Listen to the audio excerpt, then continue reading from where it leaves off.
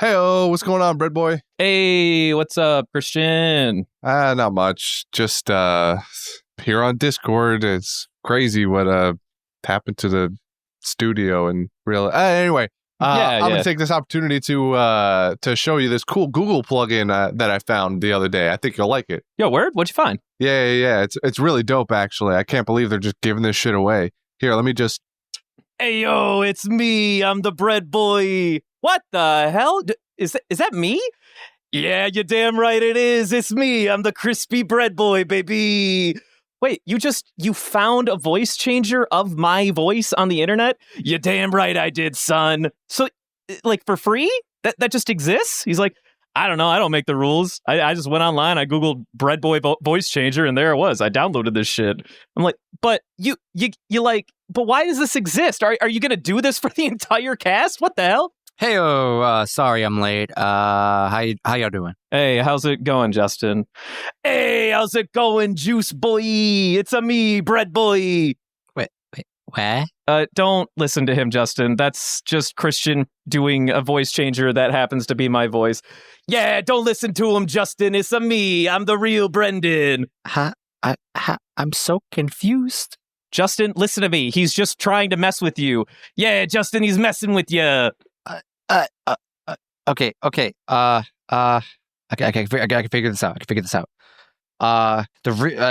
Say something only the real bread boy would say. It do be that way. Oh, that's an easy one. It do be that way. Shit. All right, that checks out. What else? What?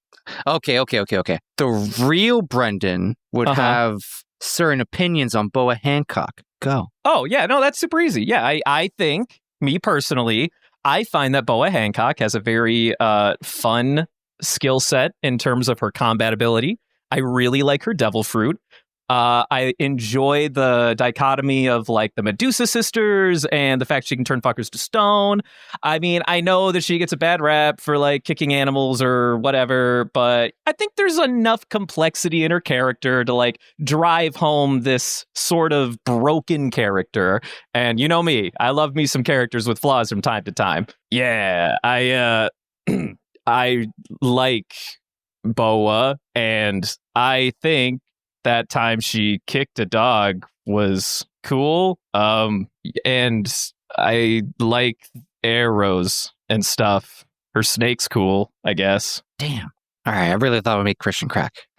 God, if that doesn't work, then how do I... God, there's so many Brendans in my head, man. It's all just bread. Always has been. Wait a minute. Hold on. That's something only Christian would say. God damn it. I gave myself away.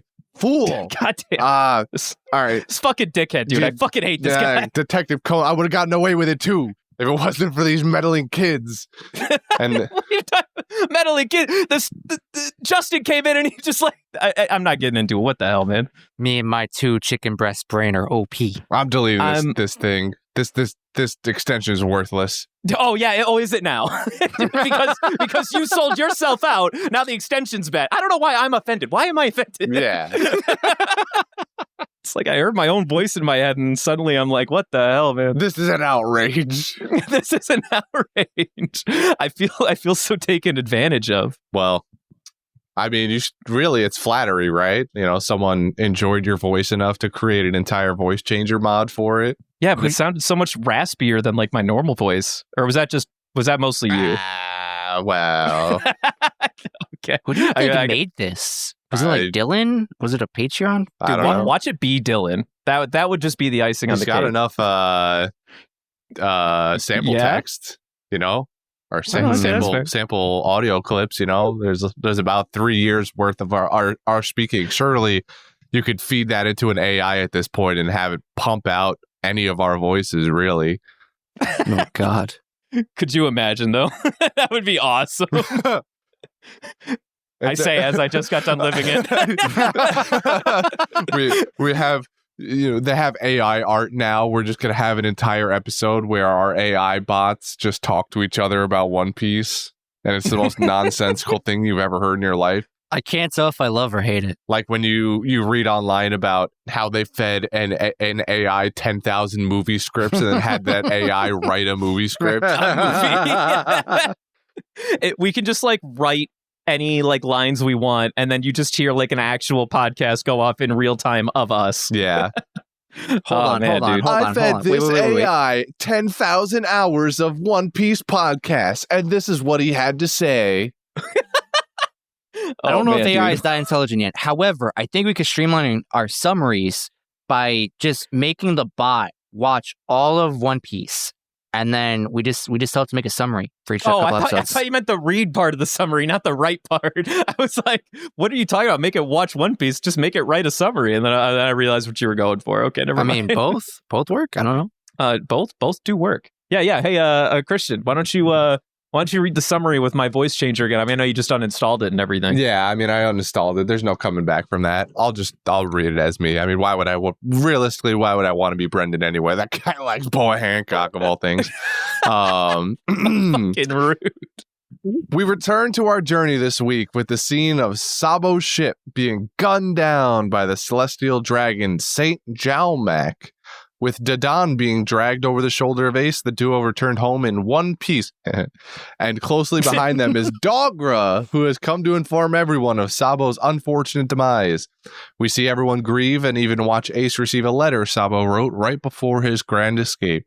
He thanks his friend for all the memories and reminds Ace to be a good big brother to Luffy. Some years pass, and we see Ace and Luffy continue their tumultuous training, leading up to Ace departing on his solo journey at age 17, and eventually Luffy's a few years afterwards. We now return to the present, with Luffy sobbing in front of Jinbei on Amazon Lily. "King of the Pirates!" Luffy cries out as if mocking himself, once again lamenting his own weakness and failure to save Ace. Jinbei lectures Luffy, explaining that he has lost his confidence and is lost in his guilt and grief. He used his strength to shield himself, but the real world came knocking, and with it came all his glaring weaknesses. Jinbei understands that Luffy has suffered great loss, but asks him what he has left to live for. And in that moment, Luffy is reminded of his most reliable friends. Man, dude, sad boy Brendan hours are hitting hard. Oh god, dude, I'd be lying if I told you I didn't choke up a little bit when Luffy was going over his friends in his head and like counting on his fingers. Oh god. It's so good, man. This is like we did make it through the entire backstory of Ace and Luffy now. And Sabo, I suppose. But well, can I tell you now, Christian? The cat's out of the bag. The X on the S was indeed a memorial for Sabo. Just so you know. Yeah, I mean, I can assume as much. It feels like a strange way to do it, like accidentally quote unquote misspell your name and then. Well, I mean, I think it was more of like he wanted a tattoo of his name, but then he also wanted to incorporate Sabo in some way. And most people read it less as Sabo's dead and more like the Jolly Roger that he flew just before he passed. You know what I mean, or before he exploded. Well, I mean, they would have had to like find the flag somewhere. Well, I guess Dogra could have described it to him, like maybe, but well, I think they all had the same flags. Like that wasn't the first time they saw that flag because it was they have the ASL flag with a crossbow. Yeah, the one that made me think I was in I was transported back to 2011 when Omegle was big. Omegle or whatever. Yeah. I love the American Sign Language pirates. Okay, that was all right. That was way good. Better. That was way better than my stupid joke. Two thoughts, two sides of the same coin. There are two wolves inside of you. One is Omegle, the other is American Sign Language? Yeah, sure. All I'm saying is Omegle's definitely not the start of that. I'm thinking of like AIM chat. Thank you very much, AOL AIM. You're right. I didn't use AIM, though. I started with Omegle. All the real homies with AIM, please stand up. It's true. It's true. But yeah, that was the meaning behind his tattoo. I wanted to let the record show because it'll never get brought back up again. This was the only time you could have had to piece it together, and I didn't know if you were going to be outraged by it or not. No, I mean it basically falls in line with what I had assumed for the most part anyway. just in my head, it felt like a weird thing to do. Like he could have got a tattoo of his hat or something, or some smiling teeth with the gap in it, because Sabo, despite being a noble, had awful teeth. Fucking what the hell? They got money for dentures or like top-notch dental care. This motherfucking kid gets killed. What if he lost a tooth? It's growing. What are you talking about? But doesn't he have it the whole time, though? They're out there for like months. I mean, I guess, but like, I don't know, man. Like, you're just like razzing this kid's teeth. What the hell? All right, yeah. Let me tone down the negativity on the totally not dead Sabo. The totally not dead Sabo. Okay, wait a minute. Why do you think he's not dead?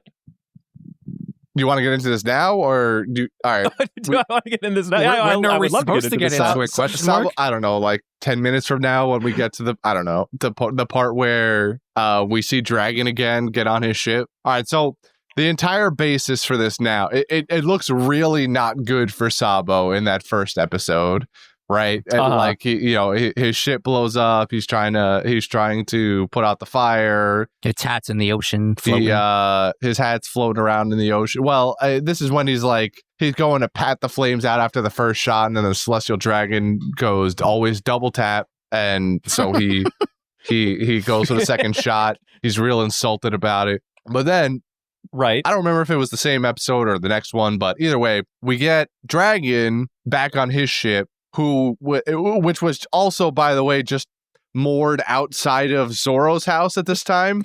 Yeah, that is correct. Yes, it's just off parked the coast. outside the dojo. It's just parked off the coast. All of Zoro's friends are just they're oohing and eyeing at the big ship with the dragon on it, and the guy. They were mostly enamored by Ivankov's giant face. And the good guy with the big face, right? Dragon comes back. Ivankov's all worried or whatever. Go, where you been? Oh, I was watching the point of interest comes before that, actually, because he walks up, we zoom out. I don't remember what the exact shot looks like, but he goes, oh my God, what happened? And then they go, I don't know what it says in the dub, but in the sub, they say, somebody treat him. But Dragon's unscathed. Dragon doesn't have any injuries. He didn't do anything. Well, I mean, maybe he I don't know, took some burns from the fire the night before. So that's what I initially they make a big deal of hiding his face. So and then they zoom they pan the camera around. You can see his face again. I actually went back to the previous set of episodes to when he's talking to Sabo on the streets to see if the face markings were different or something. And I don't know. Dragon got a burn across, or found time to stop at the local tattoo artist and get some more stenciling I love done. how much research you put into this. I really did, because I was so confused. What I was like, what are they talking about? Like, why is this a big deal? The reason they're not talking about Dragon. He brought Sabo on board. He fished Sabo out of the sea. Allegedly, he even admits to being there, having watched the ceremony, and everyone saw and knew that it was, I guess I didn't know exactly who it was, but Dragon especially wouldn't have been able to sit by and just let that happen. Well, he mostly let it happen, but he saved Sabo after. Is what I'm going to say. I was just going to say, he didn't stop anything. He didn't stop anything. It happened, but he didn't leave him there to die.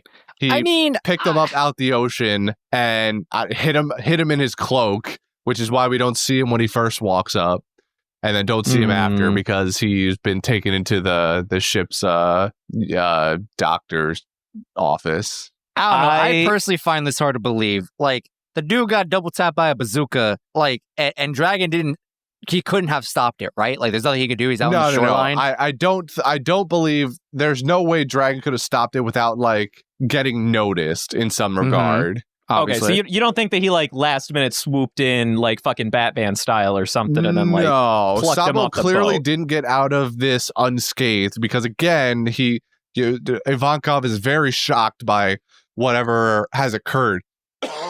Excuse me. Because he goes, oh my God, what happened? Somebody treat him immediately. But then Dragon is also just if Dragon had such an urgent issue that Ivanka was going to freak out over it. He wouldn't be still walking around on deck talking to Ivanka about how they've got work to do and they've got to go back to wherever it was they came from. I don't know. That feels like, I feel like that checks out for like the leader of the Revolutionary Army. I feel like that checks out. Yeah, I'll get checked out later. But first, we got an agenda to cover. Exactly. But more importantly, back to what I was trying to say, there's no way Sabo lives that. And then like, one, I don't think he lives that at all. But like, by the time Dragon gets over there, like this kid's dead, right? Like he has to be dead. That's all I'm trying to say. There's no way he makes it. I know we have this ironclad rule that we've been sticking to of people die in flashbacks. Death is permanent. Death is permanent in flashbacks. Now, I don't want to break that, but also they make the other rule. The other rule applies where it didn't happen on screen. What do you mean it didn't happen on screen? Rules. No, I did not see the bazooka. The bazooka round, I did not see it make contact with Sabo. He shoots it around. We zoom out to the whole ship. The ship blows up and a bunch of, all the debris and everything goes everywhere. That, his hat goes flying. Yeah, it's really dramatic bones and everything. Burnt skin too. And it looks, there's no bones. There's none of that. And it all looks, I understand how this sounds. It's all very conflicting information. This is the basis for science. All right. So what did you say earlier? The two hearts of man or something? Theories are meant to be tested, and this is how we advance as a society. We can get past this. I don't know what to say. Listen, Sabo Christian, you're huffing some real copium, bro. I don't even think he's huffing copium, Christian. It's I appreciate all of the. I wanted Devin to be on this episode so badly just for this part, because I know before he believed Sabo was dead. Like even before we got any of this, like Devin's 10 episodes behind us now because he still hasn't watched anything. But from the last episode he recorded with us, he believed Sabo was dead. So I wanted to hear, especially on this sort of episode, if he caught any of that I did and would be able to weigh in on it in some regard. You really want Devin to be your ally on this ship? I don't necessarily. He doesn't have to be my ally. I just think it would have been interesting to get his input right off the bat for something like this. Well, we're not valuable input. We can't just no, because you fuckers know what's happening. You guys know whether what I'm spouting bullshit or big brain theories. I'm telling you right now, it's bullshit. And I don't believe you. Hold on, Justice. Just relax for a minute. You're a pathological liar. Buddy. I resent that accusation. There we go. That's the word. I commend you for all of the research you put into this. I think you dug way too deep. You're lost in the sauce, bro. You got lost in the sauce. Ivankov saw something that we didn't because he knows him better than anybody else does. And he was like, get this man a doctor for a minute. And motherfucker was like, no, we got too much work to do. It's time to heal for later or whatever also, the hell. Like, we can really think about it. Like, Dragon's been gone for maybe a day, maybe more, right? Ivankov's been like, where the fuck you been? All right, someone get a doctor. He's probably got rabies or some shit. Right? Someone check him out. Okay, well, maybe the hormone fruit can just like sense rabies. They have a cure for rabies in this universe, and it's Ivankov. to be Ivankov, though. God damn it. I really do like this theory, though. The fact that you came here with this was it does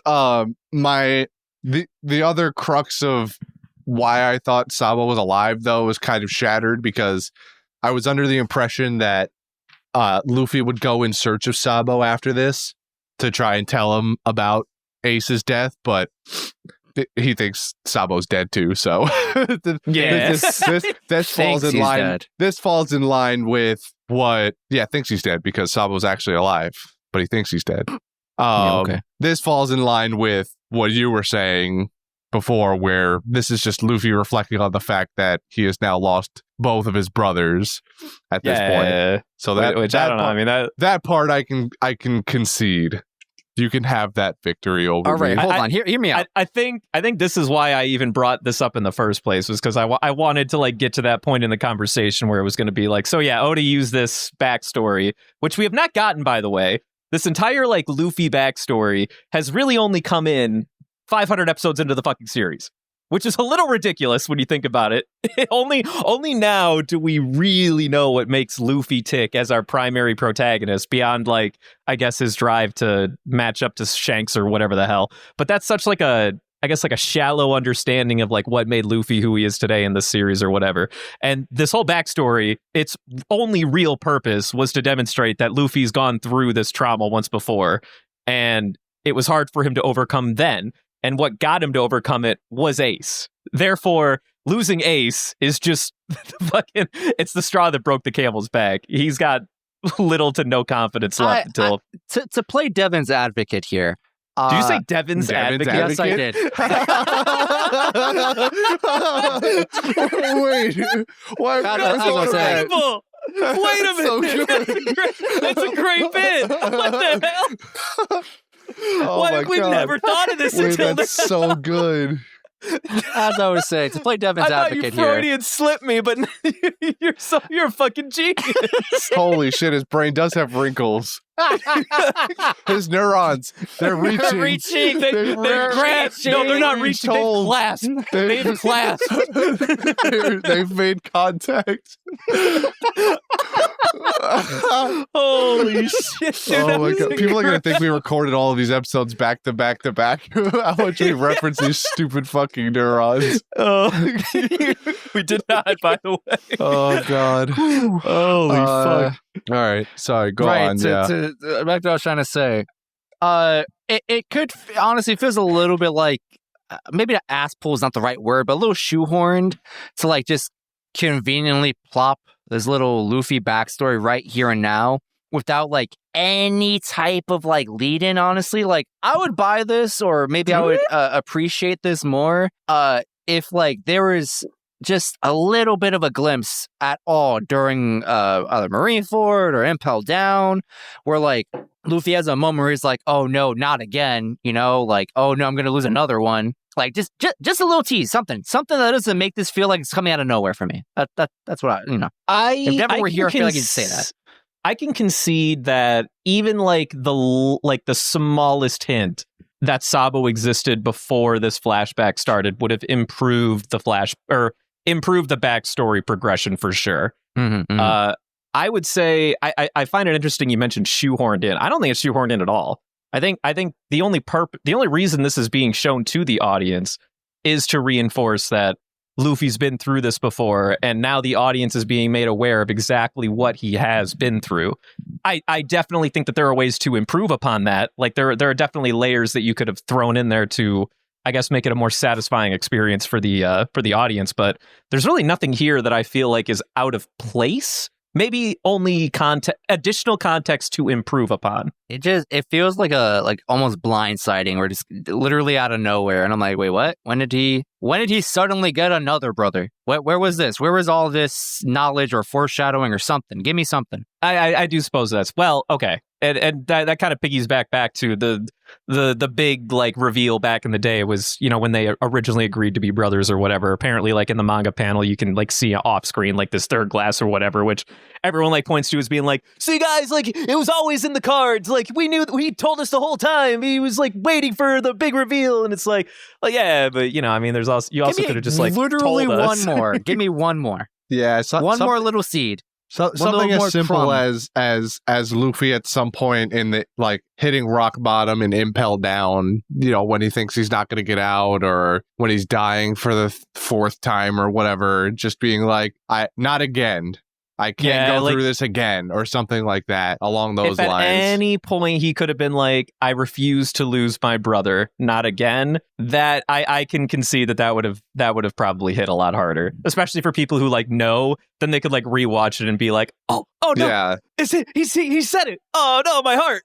Yeah, that makes that'd be one of those details that makes a rewatch extra spicy, because you get one of those little tidbits that you realize he's not talking about like Ace leaving him behind on the island when he turned 17. He's talking about the fact that Sabo died when they were 10. Yeah, and he was 7.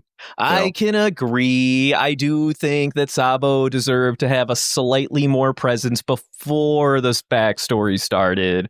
But But I love what they did with it. Like, I mean, I respect what they accomplished with Sabo's memory a lot, especially where, you know, we see Luffy today and his relationship with Ace and how they use the two of them to drive Luffy forward in this traumatic experience. Like he's hurting harder than when he lost all of his crew members and they lost Akuma and all that. Like he was bugging, but other than just like being mad that he couldn't fight back, he didn't, I guess, nearly kill himself over it.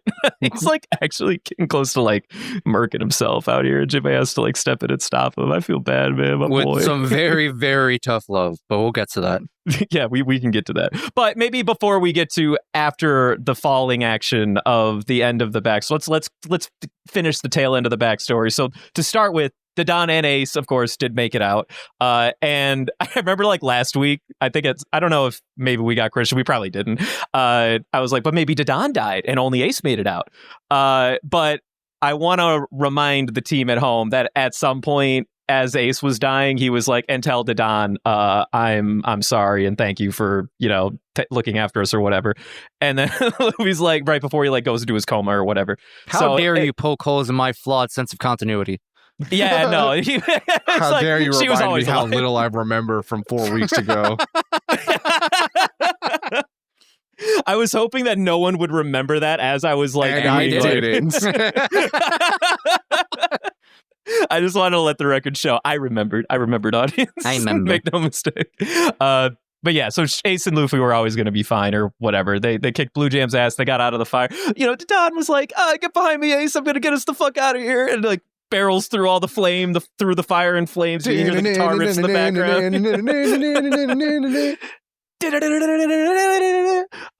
And then Ace, after they both get out, he tries to treat her for a little bit before they finally get back to the hideout. And then sad boy Luffy hours after he's like, we lost Ace, man. Like he died out there. We don't know what to do. And then he shows up. He's like, I thought you were dead. Ace is like, you idiot. You think I'm gonna die that easily? Yeah, you think I'm some fucking chump? You have any idea who I am? Who do you think I am? You? Just who the hell do you think I am? Big old crybaby. Yeah, Kamina energy. Big Kamina energy. Insert Kamina voice here. Who the hell do you think I am? But then very quickly, Christian's favorite cast member, Dogra, shows up and gives the very unfortunate news of good old fucking one-time Dogra. Golden Ham Award winner Dogra. Stop. One-time Golden Ham. That's how we're going to refer to him from now on. That's the one-time Golden Ham winner Dogra. The entire title, like no matter Esteemed Esquire Dogra. You gotta stop. You're killing me out here. Dogra shows up, and we talked about it earlier, but yes, Sabo did unfortunately get murked by the Celestial Dragon, and Dogra witnessed the whole thing and was like, I got some like really bad news, guys. He's like, oh, Dadan and Ace are back? Great. Also, let me don't sit down just yet. Like don't relax just yet. Sabo's dead. I seen it. And then like Ace is like, he's pissed. He's like, how could you say that? You dare come into my house and say that to my face? What kind of sick joke is this? kind of sick joke is this? And Dogger's like, listen, man, I saw with my own eyes. I'm not lying to you. I'm not trying to mess with you. I know what I saw, dude. He's like, tell me who did it. I'll kick their asses right now. And then Dadan stopped that shit immediately. She was like, listen, no. Absolutely not. She was like, all right, I need to stop Prototype Luffy right the fuck now. I've let you do a lot of dumb shit, but this I am not going to let you do. Dadan, even in her like bandages and like immovable state, was like Sengoku and Garp energy. You're gonna stop right fucking Someone now. tie his ass to the tree before he does something stupid. Slams his ass into the floor, cracking it. Punching him or like shaking him or whatever she did. I forget exactly right now. She's like, you are not going after a celestial dragon. You're ludicrous. I want to believe that, you know, up until now, Dadan has been like the sort of character that has gone somewhat easy on the boys or whatever up until now. But they really drive home just how aggressive she was to Ace when he gets his face out of the floorboards and there's just blood all over, dripping from his forehead. They were like, Like, damn, dude, like fucking take it easy. A little too tough. A little too tough love. A little too tough love there, Tom. We get it. Just like tie this motherfucker back here. Tie this motherfucker to a tree, and then they do. And he cools down the next day, whatever. Luffy's inconsolable. He just cries in the corner all night. They even commented on it at the next morning as Ace is like... He's eating less. He hasn't stopped eating. He's just eating way less. But he still eats twice as much as everybody else. He eats twice as much as us, but it's a lot less than he used to, which is, that's very upsetting. Which is worrying, because normally he eats 5 times as much as us. He's on a caloric deficit, if you will. And then like a little later, does Ace get the letter first? Ace gets the letter first, actually.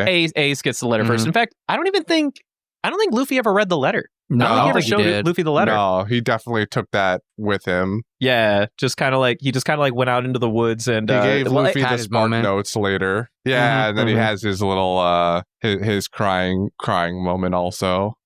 Because he is still a 10-year-old kid. This was the moment that Ace unfortunately broke down, and he had to come to terms with the fact that Sabo was gone. But he was like, "I'm gonna step up, and I'm gonna watch over Luffy for the rest of our lives. We'll be all right. We got you, Sabo. We'll never forget you."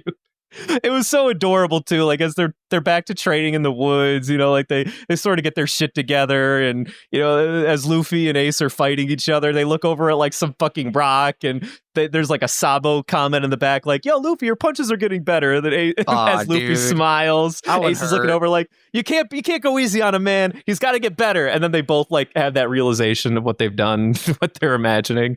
Oh man, dude, my heart. And then there was I think it was after Ace had left and Luffy was still practicing his gum pistol, and like Ghost Sabo shows up and goes, because Ghost Sabo is smarter than regular Sabo.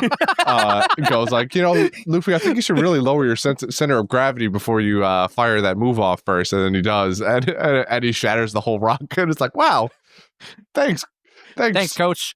Yeah, Sabo is just Ghost Yoba for Luffy. Force Ghost Sabo Luffy. My God. We call that schizophrenia on this plane of existence. Right. It's actually just schizophrenia in this universe. In fact, believe it or not, I do find it a little heartbreaking too that as every time they imagine Sabo, he's always this like kid Sabo, and they never try to like age him up or anything. Because the last time they saw him was like as a kid, and I'm like, man, dude, my heart, it hurts. So we get that train, those years expanding over probably 7 years, maybe more. So we got Ace leaving first, and apparently in the matter of 3 months, he got himself a crew, a new ship, and apparently he's making a name for himself, probably in the worst way possible. 6 months. 6 months. I thought it was 3. 6? I'm pretty sure it was 3. I read 3 in my sub. My dub made a big deal of 6. I could have swore I also remembered 3. The Japanese are padding the stats. Something's up. I mean, either way, if you think about it realistically, Luffy's journey up to this point hasn't been that much longer.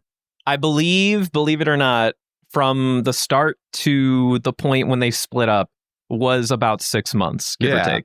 Yeah, so like whether Ace's journey was 3 or 6 months, there's really not that much difference in the time frame. Kind of wild. So, I mean, it is wild, but like you see what happens and the kind of characters they run into. So, you can only imagine Ace did a very similar thing.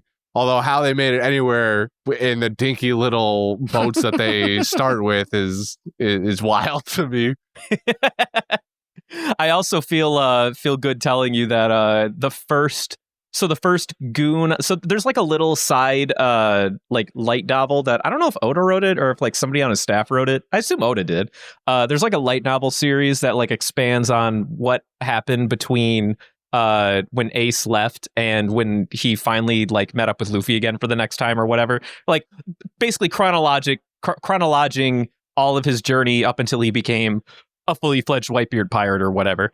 And the first goon that he meets of course while being on a deserted island, that they're on deserted island together, and that's also where they found the flame fruit. So like the first goon he gets on his ship is his navigator, and he gets the flame fruit within like probably well within the first month. Wild. A little wild. Fucking Fucking gotcha luck. Holy shit. That's what I'm saying, dude. It's pretty light novel actually, too. I don't remember. It's because it's been a long time. But has there ever been a time frame for when Luffy left Windmill Village to when he got to Zoro? I don't know if when he left Windmill Village, because we don't even know how long it was from when he set sail from Windmill to when he caught up with Alvida. I think between Alvida, when he left Alvida with Kobe on a new boat to find Zoro, I think was like a day. But the time between Windmill Village and Alvida, I don't think that time has been expressed to us. You know, I'm glad we're asking this question because I still don't know. But in that flashback, after he, you know, when he's finally setting sail, or if you can even say that, after he punches that Sea King, I just stare at the barrel in his little rinky-dinky boat. Yeah, and I think to myself, how long were you hiding in that barrel on Alvida's ship? I assume Alvida just like, I don't know, Luffy got cold, hid in the barrel after he ate everything in like an hour, and he was just sleeping. He's like, hey, there's probably something in there. It's heavy as shit. Bring it aboard. And then Luffy eventually breaks out of it. Wait. Okay, hold on. I'm going to remind you really quick. What had happened was, and he told this story, there was a storm, and he was like, shit, dude, I'm going to die. He jumps in the barrel as his only means of survival, and he's like, all right, well, I guess I'll just, sleep until this is all over. And then and in like the first episode or the second episode, I don't remember exactly. I'm sure the first episode, Alvida goons are like picking a random ass barrel out of the ocean. They store it downstairs. A few hours later, as they're like, dicking about and Kobe's there, that's when he breaks out of the barrel because they're like, oh yeah, let's have some booze. And he's like, I slept fantastic. So he was like asleep, and the only reason he was in the barrel was because he was trying to escape a storm. Okay, fair enough. I give it turnover rate 3 days. From Windmill Village to finding Zoro. No, so if Windmill Village to Alvida 3 days, add another day to get to Zoro, 4 days steps. So he shatters Ace's record for like finding his first mate guy. Well, I mean, I don't know. I don't know when he met, his boy on his journey, but I know that he meets his first mate and navigator, and gets his devil fruit all at the same time after like getting shipwrecked on a random island with this motherfucker. They bond over trying to escape island. In fact, it was actually really fun. They were trying to like build a boat at one point and they couldn't do it, but then they find the devil fruit, and like his navigator guy was like, holy shit, no, we can temper the wood with your flame fruit. Just don't like over fucking burn it. We can make good fucking shit. And he's like, oh, that's smart. Then they make like a sick boat. Does Ace find it and just eat it? How do they decide who gets to have the fruit? I don't know. I don't remember exactly. I think something like traumatic was happening. Like they were being attacked by some fucking animal or something on the island. And then they saw like a devil fruit and he just like ate it and was like, oh, I know what this is. This is one of them devil fruits. This is what Luffy ate. That's one of them. He's like, whatever it is, surely fruits. It's not fucking useless. Better not be rubber. I swear it better not be rubber. I'm gonna be pissed. That shit's garbage. It ain't easy, but it's honest work. I don't know why like anyone who sees a devil fruit defaults to Southern, but I don't know. It speaks to me. It's a primal urge.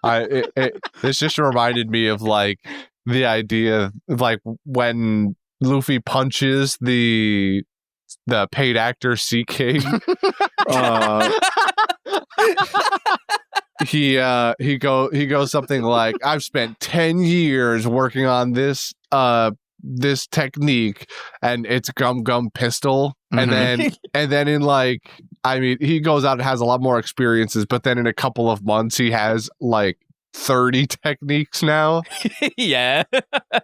But listen, hey, man, it took him 10 years to master Gum Pistol. Yeah, and then from there, everything else could have blossomed rather quickly. Gum Pistol, like that would be more fun if like Gum Pistol is what he finished off all the final bosses with. But usually it's like Bazooka or something, or giant. Well, he does Giant Pistol on like Lucy, I think. Yeah. Every time he gets like a new gimmick, he tends to use whatever the said gimmick will be. Unless like, okay, like with Crocodile, it was a Gatling of sorts. He called it Gum Storm. I think I will say he did a pistol-esque move against Enaru. He called it rifle though, because it's like when he turns his wrist around or whatever, twists his wrist, his arm. Yeah. And then Arlong got the axe, Krieg got bazooka, Alvida got pistol. But I think like every time you go to like new villain flavor of the week, Oda tried to like have a new main attack be like the finishing blow or whatever. Yeah. Once upon a time or whatever. I mean, at the end of the day, was it Bruce Lee that was like, fears of the man who's practiced one kick 10,000 times instead of 10,000 kicks one time? Yeah, exactly. Something like that. I don't know if it was Bruce Lee, but I know what you're talking about. Way. Yeah, fear the man that has practiced his one kick 10,000 times, not the man who's practiced 10K, for sure. Well, where else are we at? I'm lost in the sauce of the sheet. So they both leave at 17, whatever. Moving into the present day. Oh, boy. There's a lot happening almost simultaneously. Where do we want to start? Content of these episodes. I mean, you could start with the beginning of the episode with like with Garp showing up. Yeah, so like Garp showed up back to Windmill Village to real talk to triumphant, like because he's there to plant a sign with his name on it, like Whitebeard did. Yeah, so we also get like more of that reflectiveness of after they destroyed Whitebeard and his cronies or whatever. They're reflecting on like, well, now that we've done this, like pirates are a little bit more ambitious than they used to be because they're not so fucking scared. So he's like, you know what I'm gonna do? I'm gonna put a sign up just like he did, and that no one will bother you again.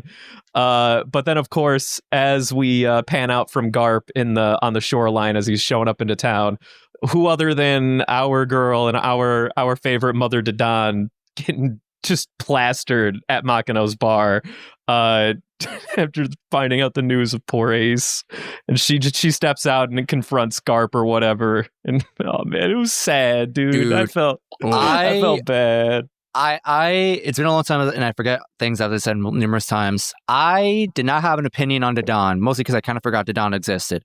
I loved Dadan after this episode. Yeah, you are an animal. The amount of emotional, just everything that was just poured out in this scene from Dadan, just giving Garp everything she has to say and gives to him. I ate that shit up. I loved it. I'm very glad that I was reminded this morning of the episode that came out today as we record this, where you were like, yo, Makino is Luffy's mom and you can't change my mind. I was like, I have an opinion, but I don't want to get into it yet. Well, guess what, buddy? It's time to pay the fuck up. You're an animal, okay? Like, Dadan was always their goddamn mother. No. Dadan is Ace's mom. Makino's Luffy's mom. Oh my god. Totally different. I'm done with you. What are you on about? You are so fucking dumb, man. Dadan is their mother. You cannot convince me otherwise. All right, continue though. I didn't mean to interrupt. I did mean to interrupt, but you continue. And he deserved it, to be frank. I just loved everything that poured out of her. Just beating the shit out of Garp was real satisfying, not gonna lie to you. Both for her and for me, because I share the exact same amount of resentment toward him. Like, you chose your job over your family. What the fuck?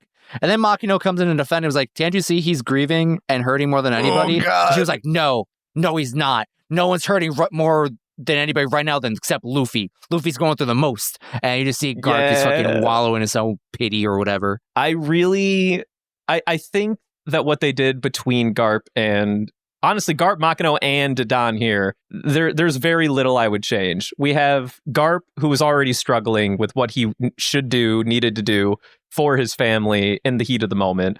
You got Makino, who's just like trying to be the peacemaker, but she's torn up too, man. Like, she doesn't want to know about how Ace is dead. Like, she spent all this time with him she taught him how to thank Shanks. Yo, what a throwback. How to be a nice, decent human being. She taught him manners. Well, I mean, do you remember that? That was one of the things that we saw immediately following meeting up with him in Alabasta. Was like the first place he went. Maybe not the very first. He might have fucked around with Buggy for that split second. But I think after he saw Luffy and whatever in Alabasta, and either before or after he fucked around with Buggy, we saw him meet up with Shanks, and they were in like some snow kingdom, and they were in a cave. And as soon as he showed up, he was like, "Hey, what's going on?" Mr. Red Hair. And then he's like, yo, you trying to pick a fight right now? He's like, no, I'm here to actually introduce myself and say thank you. I'm Luffy's brother. And then Shanks like, no shit, get in here. yeah. No, I remember the scene. I do. I remember it. Okay, yeah. I just want to remind the folks at home that's this continuity. I'm just saying, respect. Yeah.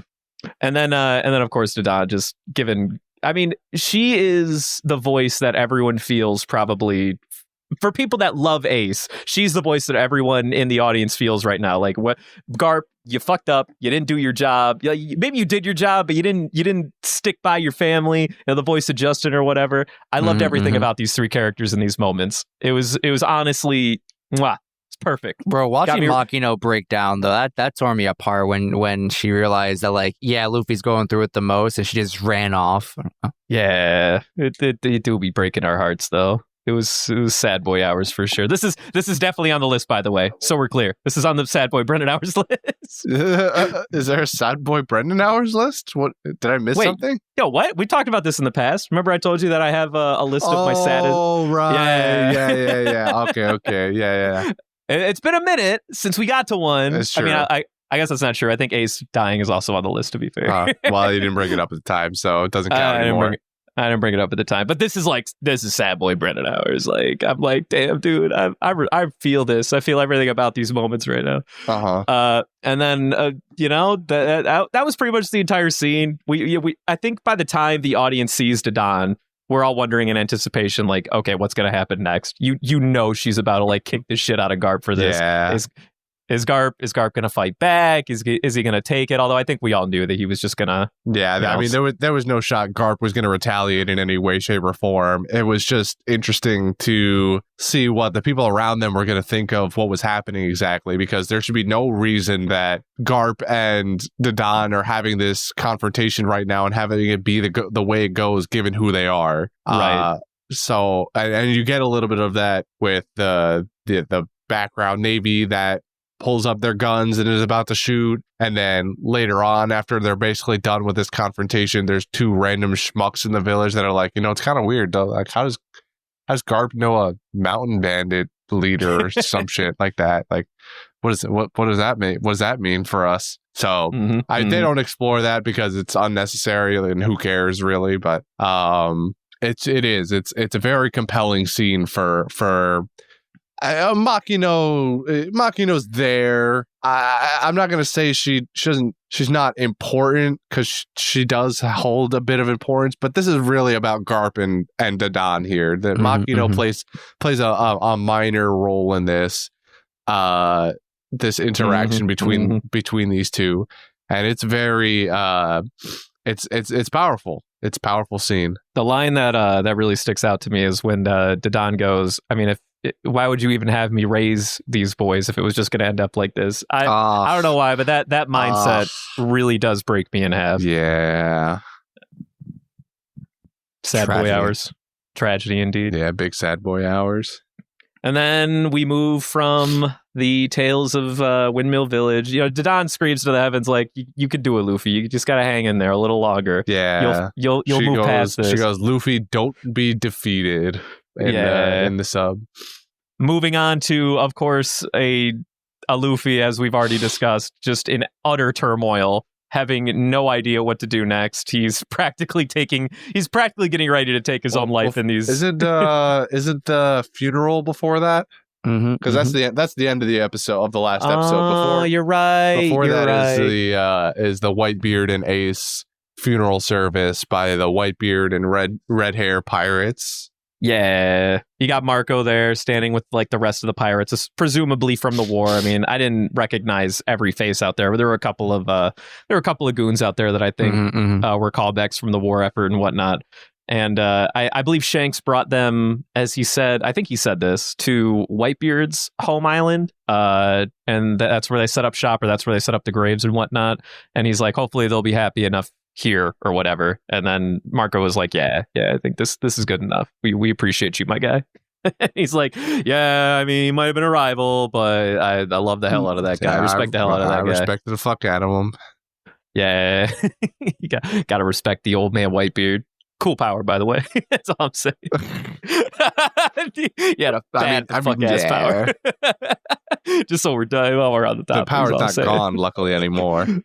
Yikes. Luckily, we can still keep witnessing it. And On my of course, favorite character. From your favorite character. And then, of course, Shanks, in Shanks fashion, by the way, because that's all he ever does. He just comes in a blaze of glory and walks out with banger lines. It's okay to cry, but you have to move on. Just talking to Luffy in the ether. Yeah, talking to Luffy in the ether. Talking to the rest of them, honestly. I mean, he's like, listen, it's okay to be... I don't think he's talking out loud. It feels very much like he's just projecting his thoughts out to the ether. He's talking in his head, but not out loud. It feels targeted toward Luffy, or maybe that's just me with some biases. Out loud. He's definitely not doing that. He's also reflecting a lot about Roger, which I find very fascinating here, where he even said, like, you know, there were times where I wish that he would just, you know, put his ego down on the table and, you know, fucking walk away from a fight or two when, here and there. He had a flashback. He was thinking to himself, like, why did Ace do that? Why did Ace do what he did? And then he sees the parallel with Roger. He's like, Roger would have done the exact same thing. Yeah, we get that the other time earlier in the episodes also, because we flashback within the flashback to Garp talking to Dadan about Gold Roger in basically the same capacity of how they wouldn't turn their back on their friends. They'd be the last one out of a fight, so on and so forth. And how Luffy did it, or excuse me, how Ace did it when they were facing down Blue Jam because Luffy was behind him. Which is interesting too, because like we now have the capacity that's who Ace is, but that really, I'm not gonna say it isn't who Luffy is. Like he'll come to bat for all of his crew members and all of his friends. Don't get me wrong. Like he'll never like leave them high and dry, but he's not against leaving them to their own devices with a certain level of confidence that they can get their own shit together, I suppose, if that kind of makes sense. And I find that that's actually a very compelling difference between Ace and Luffy, whereas Ace is more of the, no matter what, I'm the last one out. No one does anything more than me, or is going to catch any hands more than me. Whereas Luffy's like, nah, like, I mean, I can definitely depend on Zoro to do a fight or two. I can depend on Sanji here and there. Usopp, he's doing something or whatever. Where's Usopp? Wait, where's Usopp again? Oh, 3 miles away? Well, you know, honestly... Good thing he's a sniper. Good thing he's a sniper. And I like that they do, not always, but they do find ways to reinforce these character pieces for each of the boys separately in very subtle and meaningful ways. But... Or go ahead, sorry. I don't know, it's... This flashback as a whole is has turned itself around for me. You know, has it? The beginning of it is kind of like, I'm just kind of sitting here like, what do I care that much about this really? Like what's the end game of this flashback really? Like, but after seeing the whole thing, I can say I enjoyed the flashback. The flashback offers a lot of very nice insight into, like you said, both Luffy and Ace's characters and other characters, obviously also Dadan included, you know. Dadan's such a sleeper out of this backstory, dude. Like I did not know I was going to give a flying fuck about this weirdly like proportioned gangster mom when she was first introduced back in the day. That's what I'm saying, bro. This Sunder mom. The Sunder mom. And then 12 episodes later, I'm on the floor practically crying in the fetal position like, Garp, look at what you did. You broke her heart. You're an animal. God damn it.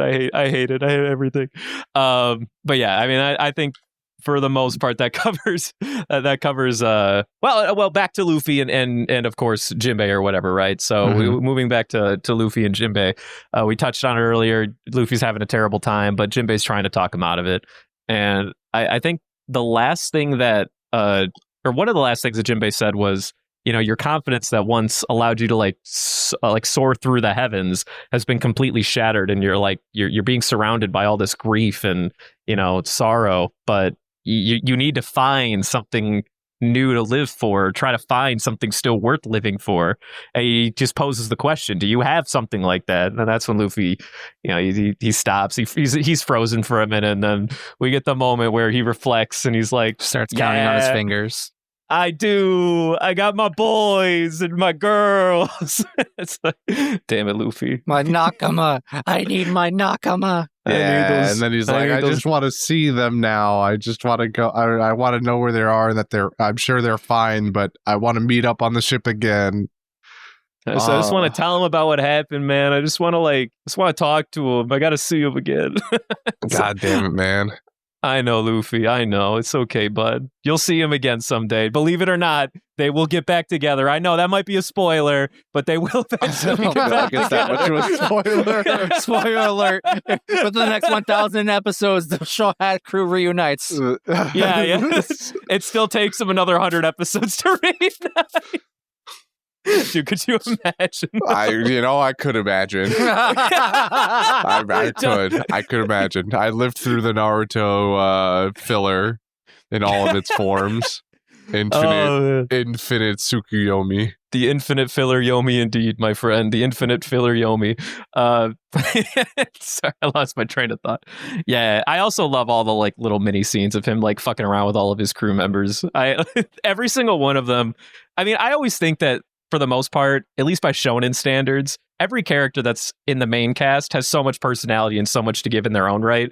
I love when they just take time to do slice of life stuff, and Luffy is just like dicking around with each of them individually, having like a different, conversation or a different scene. He's like, "Oh, Sanji, dinner's ready." And he's like, "No, motherfucker, I'm still cooking," as he's wearing his apron. And he's like, "Yo, Zoro, stop, doing squats or whatever. Come hang out with me." And he's like, "Motherfucker, I gotta get massive. What are you talking about?" I gotta train. I gotta get swole, bro. That's negative gains, bro. Go fuck around anywhere else except my training room. All right.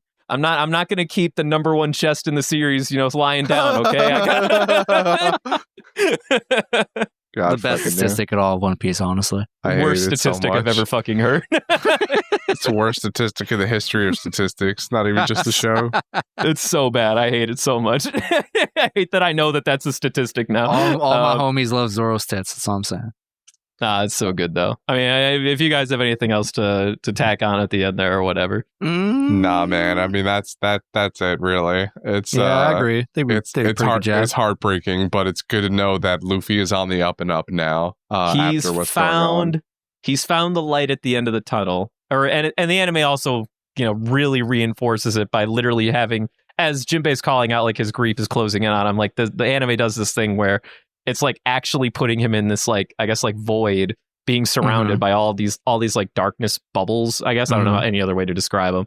And as he's starting to recant all of the members of his ship, each bubble is like slowly but surely getting dissipated, and he's starting to like actually return back to the light. So he's rebounding. He's probably not like back to 100% or nothing. He's not the Luffy we know, but at least he's found something to latch onto in the short term, which is good. Our boy will be all right. He'll find a way. He's got this for sure. All right. Anything else? Well, without further ado, we'll be moving on. Next week will be 506 to 508. Moving on to quotes. I'll be honest, I didn't write a single fucking quote down. I didn't write anything, but there were just things that stood out to me in these 3 episodes. So I'll go first. Everything that Don said to Garp in Windmill Village, absolute banger. What else did I write down? Might take a mental note of. I made a note of when Luffy and Ace are at the shoreside cliff, just kind of remembering Sabo or whatever. Ace is talking to him. He's like, "Oh, no, I'm going to be a better brother and stuff like that. We're going to train hard." And he eventually goes on to explore how like they all have to like eventually leave the island at 17 so they can do it for Sabo. And he mentions how, "I'm not smart enough to know what killed Sabo, but whatever it is, it's the opposite of freedom." And that I found was a pretty powerful line. And it makes me think about like, I don't know, I feel like that line puts into context a lot of stuff that happens like throughout the series about like motivations and stuff like that. And I'm like, yeah, Sabo is really just a bird in a cage, and he just wanted out, and unfortunately he couldn't really experience that, as they said. So it's their job to experience it for him. And I think that's really cool to think about as we progress through the story. Yeah, I mean, I honestly, like, I've recanted most of the quotes I have for these episodes already, but it's less quotes and more just like entire conversations. The conversation between Garp and Dodon, conversation with Shanks and the Whitebeard Pirates, conversation between Jinbei and Luffy, and the conversation between Ace and Sabo. All of these separate moments like work very well together. And it's not that like a single line, maybe the Shanks single line at the tail end is like a standout, but for the most part, the energy and the intent is what makes the most difference and the most impact out of everything that happens in these episodes. So it's kind of hard to just like narrow in on a single line. Plus, I was too busy being a sad boy, and I just wanted to watch the damn episodes. And if you're me, it's 3 a.m. and you're working on the sheet while watching these episodes and crying. That is unfortunately not the case, but I'm we're happy that you're here. Luckily, for us. I'm not you. Yeah. What about you, Christian? What do you got? Nah, I mean, I think you pretty much nailed it on the head there. There's not a whole lot else to be said quote wise other than most of what happens in the last episode 1 here. Yeah, most of what happens almost in 505. entire episodes are like worthwhile, like thought-provoking conversation. And it's like, I'm not gonna write this whole shit down. I'm just writing the script out at this point. Like, what the hell? I'm just here. I'm here to live it right now. I don't have any room to write quotes down. Like, I jotted a few of the like specifically banger lines from Dodon, but we've covered them all, you know, through just general conversation. So I don't feel like any more needs to be said. All right. Well, with that said, we'll move on to the golden ham. And I don't think this is hard. Is it? I don't think it's hard. Really? But I think there's 2 picks. There's 2. I definitely had more than one. I forgot my second, but I definitely know what my number 1 is. It's either Dodon or Jinbei. I would prefer Dodon. I wholeheartely agree with everything you just said. I'm gonna firmly take my stance on Dodon. Thank God. All right. Whew. I'm like so glad I didn't have to compromise. I wanted Dodon so bad. No, yeah. I'm gonna firmly plant my flag on Hill Dodon here. It's just it's so insane what she and what kind of character she ends up as. You can kind of see where this is going as she starts admitting that she gives a shit about the boys. Yeah. Like her softness starts showing, especially like during the Rube Goldberg machine scene. Yeah. Yeah. It's just like, so you can kind of see the general outcome, but then experiencing it in 505 is just another beast entirely, and you're getting all the feeling and emotion through what Dodon says and the music in the background, and seeing how Garp reacts to everything she's saying, because he knows it's all the truth. It's nothing she said is opinion. It's all facts. It's all facts. She has spit nothing but facts that entire time.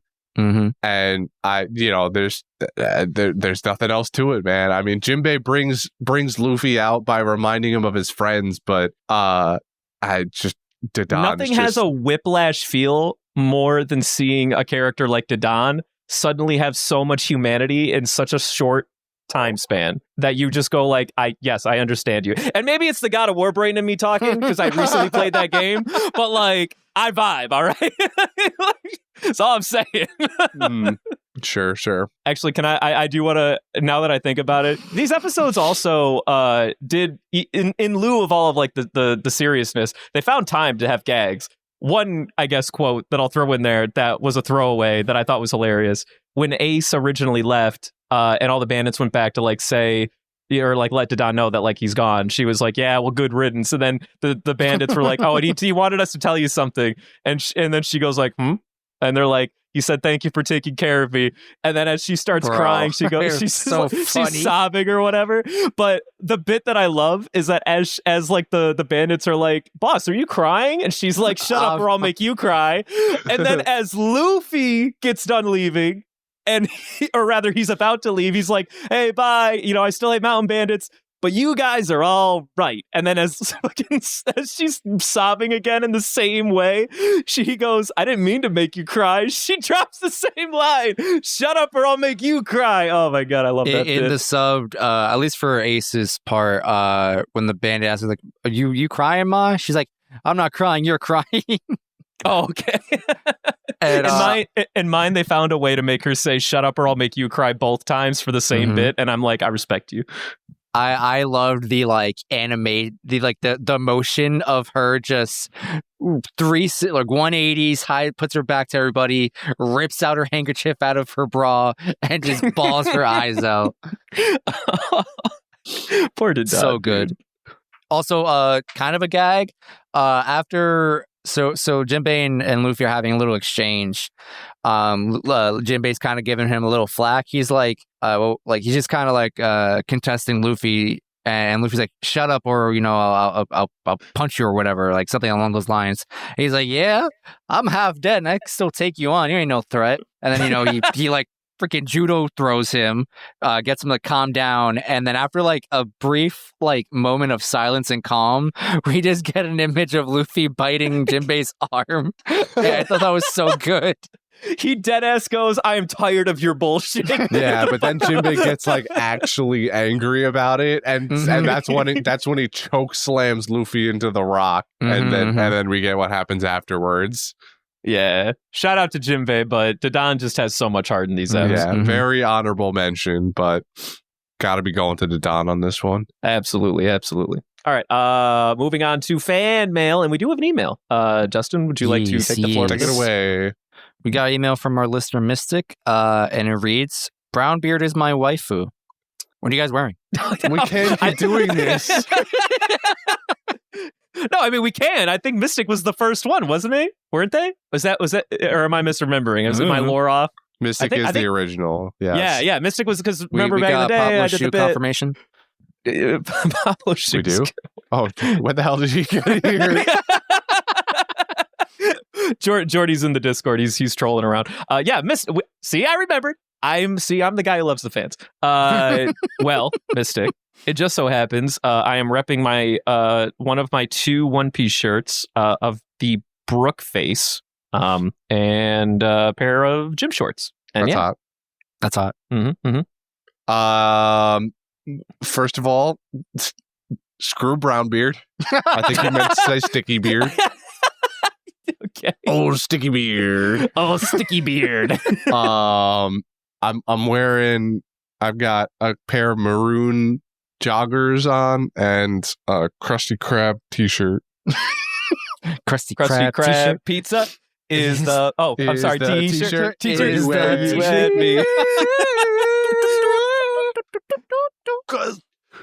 Krusty Krab t-shirt is the t-shirt for you and me.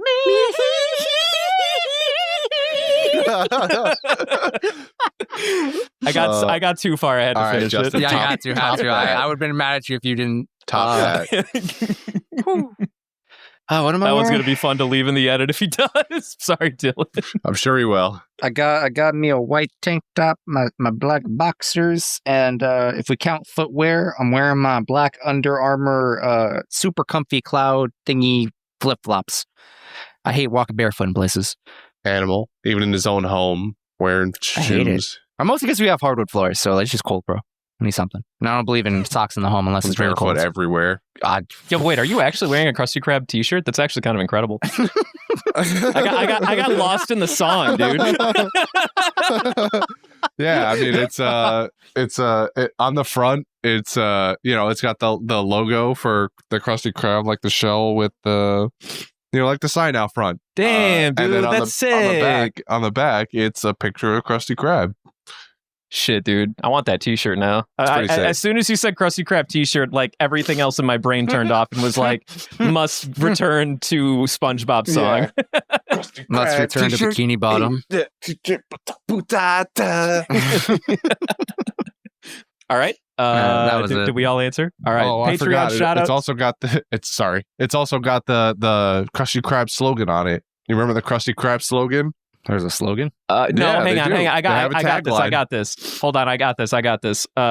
We'll take your money. Close.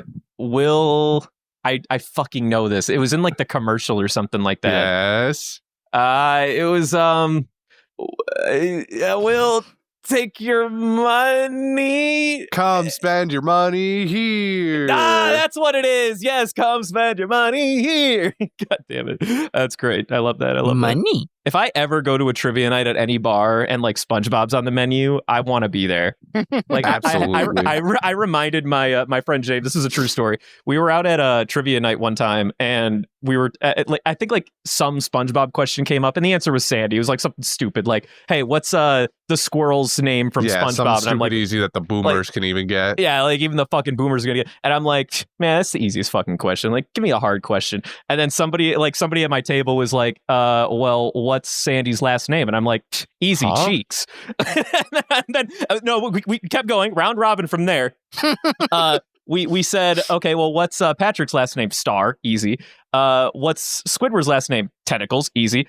What's Plankton's first name? And I was like, ooh, Sheldon. You almost got me with that one. Oh my God, he's a pro. And then it was also, well, okay, fine. Then what's his wife's name? Karen, easy. But it was just from there, we just played other things. But they were like, well, wait, Plankton doesn't have a first name. And I'm like, ha, you would have thought it's Sheldon. You would be wrong. You fucking idiots. And Mr. Krabs is Eugene. Eat shit. Just thinking to myself why Nickelodeon hasn't come up with their own version of Jeopardy for their own property. Dude, thanks. I want like deep lore SpongeBob trivia. Although to be fair, if it went as deep as what Christian just did, I guess technically I would have been fucking wrong. So I don't know. He's looking for a challenge. I want the challenge, even if I don't live up to the expectation. Does that make sense? Sounds like an overachiever to me. Sounds about right. Wow. I mean, what's wrong with reaching for the stars? Yeah, man, you got to land among the clouds. My neurons struggle to reach each other. How am I reaching the stars, Christian? Dude, the lights in the skies are stars, man. Don't think about it. Unless you're over stupid Texas. Over stupid Texas. All right, moving on. Patreon shoutouts. This one's out to you, Durian. I love you, Durian. What are you on about? He even corrected you tonight. Wait, why does that say that? Durian is our number one patron. And he told me to call him Durian. We clarified it earlier today. In fact, Durian is his name. I've been saying it wrong all along. We love you, Durian. You are the high tier member. Thank you for clarifying that your name is indeed Durian. You're named after a fruit? That's what I'm saying right now. It hurts my brain. Never had one of those. All right, moving on to grab bag. I have a bag in my hands right here. Christian, do you mind reaching your hands in it? I can reach into the bag, and I'm Congratulations, you just got syphilis. Oh shit. Why do I have a bag of syphilis? Why? Don't ask stupid questions. It's not even like there's needles in there. Like it's just a bag of liquid concentrated syphilis. That is correct. How do you even do this? I have my ways. I found all those scorpions that one time, remember? Why do the scorpions have syphilis? Well, while Christian's over there digging and washing his hands, I can see the name from here. Doctor. And speaking of questions, we got ourselves Brendan Trivia. Oh shit! Never mind. I'm sticking around for this. Yo, I can go to the doctor later. I willed it into existence. We wanted a challenge, and we're giving him a challenge. Oh baby, now we're talking. All right, ladies and gentlemen, all audience members in between. In case it's been a long time, it's been a very long time. Sorry for the long seasonal break. I feel like it's only been like a few months. Anyway, in case you don't remember how this game show works, this is Brendan. He's going to do some trivia. I'm asking the questions. He's got to answer them. That's it. Brendan, you ready? Oh, wait, hang on. Before you start. Mm-hmm. Wow, Justin's taking my job again. Sorry, we had to make sure that. Thank you, Devin's advocate. Thank you, Devin's advocate.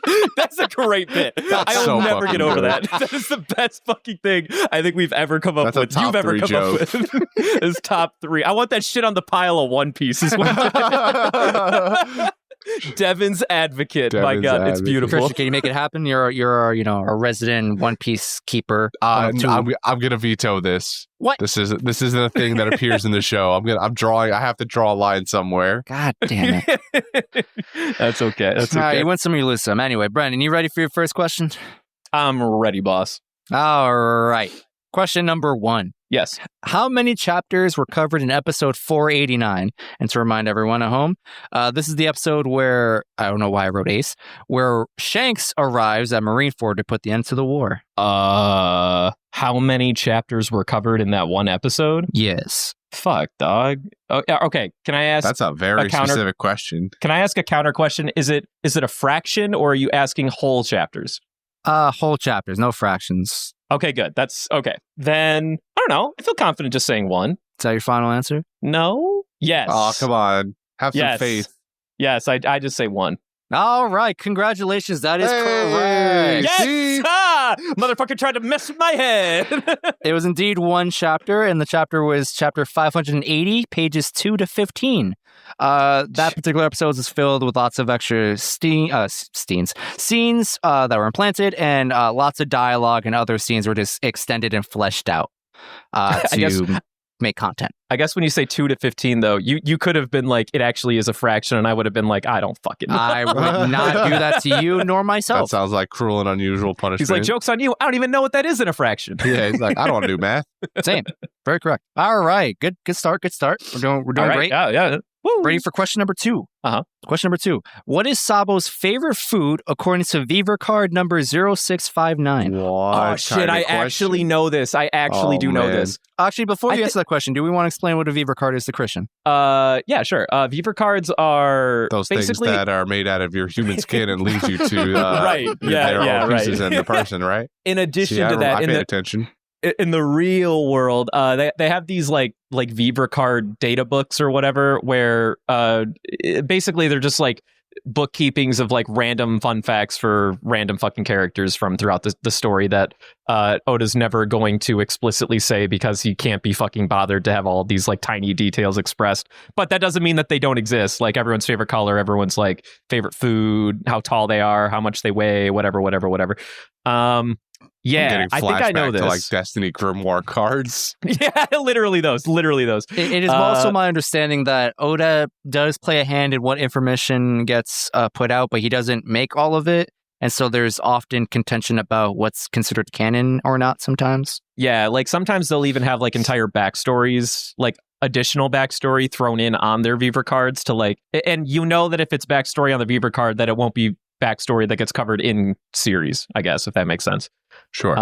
But yeah, I fucking know. I want to say it actually is ramen though. I think that was like a bit. Like after they went to that ramen shop, they did this whole they did the bit where it's like, oh wow, I fucking love ramen. That's why they went there or whatever. I think it's ramen. I'm gonna say ramen. Now your final answer? That is my final answer. Correct. Sabo's favorite food is indeed ramen. Fun fact, I think we did mention this on an episode. Voiced by Naruto. It makes perfect sense. Yes. It makes perfect sense. Were you about to fucking Usopp me with this fun fact? Well, no, I'm reminding myself that you told me that. Yeah, and I'm I said that I think we covered it in a past episode. I did not remember it. I spent like 5 minutes talking about it. I gushed over it. Anyway, thank you. Shout out to Junko Takeuchi, the voice actor for both Sabo and Naruto Uzumaki. Thank you. Nice. All right. You ready for your third question? I am ready, dog. I'm on a roll. All right. This is crazy. Number 3. This is where I would put your third question. It was supposed to be inspired by Jordy because he said he had a question for you, but then he backed out on me like a coward. He didn't give me anything, and then I had to think really hard about the next couple of questions all on my own, and I hated everything about it. So fuck you, Jordy. Okay. This is a free point for you, Brendan. Congratulations. What? Hey! Yeah! It's just a freebie? They slash FF on the other team, dude. We're going up in the rankings. This is the free spot in the middle of the bingo card we just landed on. I'm going through all my fucking placements, and the other team just surrendered. Let's go. Oh my god, what the hell is this? How is this man 3 for 3? Are you ready for your next question? I am ready, dog. All right. Some people believe that Sabo shares an appearance with a notable character from Charles Dickens' acclaimed second novel. I know this one too. Oliver Twist. With his top hat and waistcoat with rolled up sleeves, which character might this be? Oh, I know this. I've heard this stupid thing before on the subreddit. Fuck. It's not Oliver, but it's some other main fucker in that damn book. I don't think I'm ever going to get this again. I don't know, Sir Charles or something. That sounds like a name from a guy in that book. I don't remember. I don't remember anything about that. Yeah, it sounds English as fuck. That's final answer, Sir Charles. It's not Oliver, though. I know this. I do know this. I've heard this before. Unfortunately, that is incorrect. The character that would match the description is Artful Dodger. He is Artful Dodger. Got he it. is one of the first friends, quote unquote, that Oliver Twist makes after he escapes to London. He's also part of a gang of child thieves or children thieves, adolescent thieves. Nice. I feel bad. I feel like if I opened my brain and let my neurons reach to each other, I could have definitely left that one in the memory banks for sure. Ah, damn. If only I was smarter. That What could have been? I wish I was smarter. 100%. I wish that I was taller. Wish I was a baller. All right. Anyway, are you ready for your final question? Oh shit! I have a redemption. Oh, let's go, baby. Let's do it. All right. Your last and final question. Where is the real world replica of Ace and Whitebeard's tombstones? What? Oh. There's a real world one of their tombstones? Yes, in our real world, there is a replica of Ace and Whitebeard's tombstones. Where would they be? That doesn't bode well for you.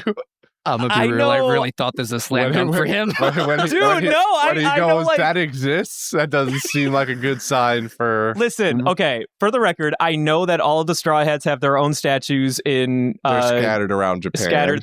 Scattered around Japan. I know like 2 or 3 of them off the top of my head, maybe like 5, but I'll be honest, I'm guessing locations for a couple. I didn't even know this existed, I'll be honest. I don't know. Let's just go with the obvious answers, like Tokyo, Akihabara.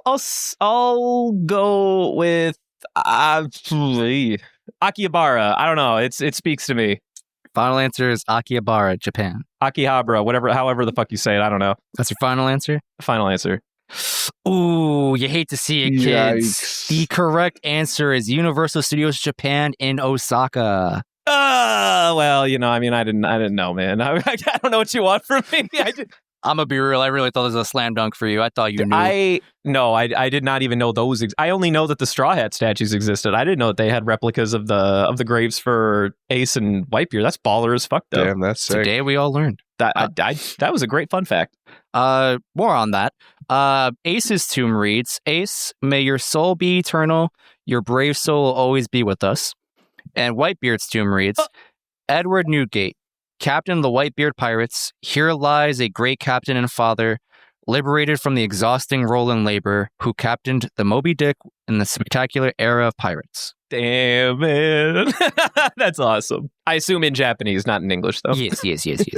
Yeah, imagine you like walk up to this, statue in Japan and it just says all like, of this. Oh my God, I can read Japanese. Look, it's perfectly translated in my mind. Ancient Mayan. Well, I mean, it is funny because like all of their handwritten names are in English characters, which is kind of fascinating to me about this series. Is that whenever like a named thing exists, it's always in English, but whenever like they write things out, it's in Japanese. I always found that kind of fascinating. Maybe it's a comment on Western society influencing Japanese culture. Who knows? What do I know? What, in my Rubber Boy anime? No. No, come on. Never. Celestial Dragons who?